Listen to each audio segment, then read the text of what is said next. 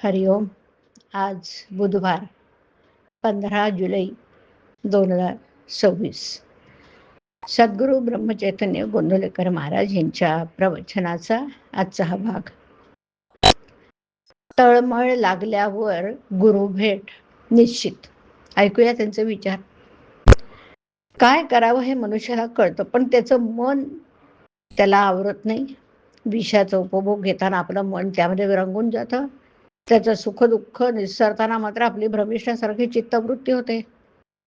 आपल्याला झालेला भ्रम नाहीसा करायला तीन गोष्टी आवश्यक आहेत. एक सद्विचार, दुसरं नामस्मरण आणि तिसरं सत्संगती.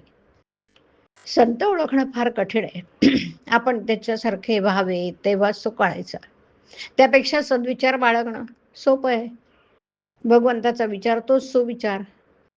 भगवंताच्या कथा ऐकाव्यात, त्याच्या लीलांचं वर्णन कराव्यात, त्याच्या वर्णनाचे ग्रंथ वाचावेत. पण याही पेक्षा आपल्याजवळ नेहमी राहणार असं त्याचं नाम ते घ्यावं. तुम्ही नेहमी नाम घेत गेलात तर तुम्हाला संत दोंडीत जाण्याची जरुरी न पडता संतच, अगदी हिमालयातले संत तुम्हाला धुंडीत येऊन तुमचं काम करतील. अहो, खडीसाखर ठेवली की मुळ्यांना आमंत्रण करायला नको.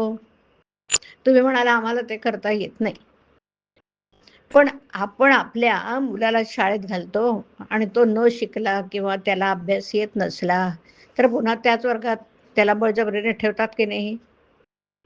त्याला एक विद्या आली नाही तर दुसरी कोणती येईल ती शिकवतोच की नाही.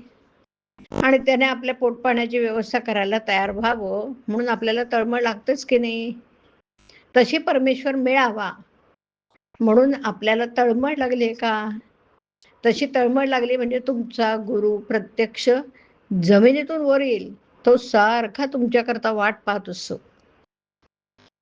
आई मुलाची फार तर एक जन्मापर्यंत म्हणजे देह आहे तोपर्यंतच काळजी करेल, पण हा गुरु जन्मोजन्मी तुमची काळजी घ्यायला तयार आहे.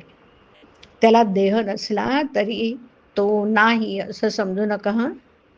तुम्ही दुश्चित्त झाला म्हणजे तो दुश्चित्त होतो म्हणून तुम्ही केव्हाही दुश्चित्त होऊ नका.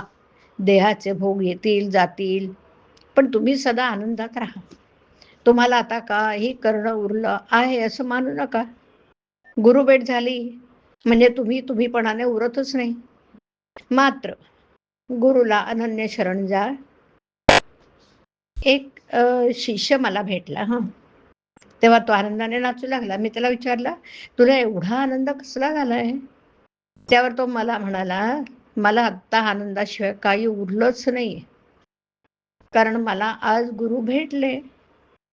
जो असा झाला ना त्यालाच खरी गुरुची भेट झाली. तरी तुम्ही गुरुला अनन्य शरण जा म्हणजे तुम्ही आणखी काही करण्याची जरुरी नाही. भगवंताची तळमळ हा साधकपणाचा प्राण आहे.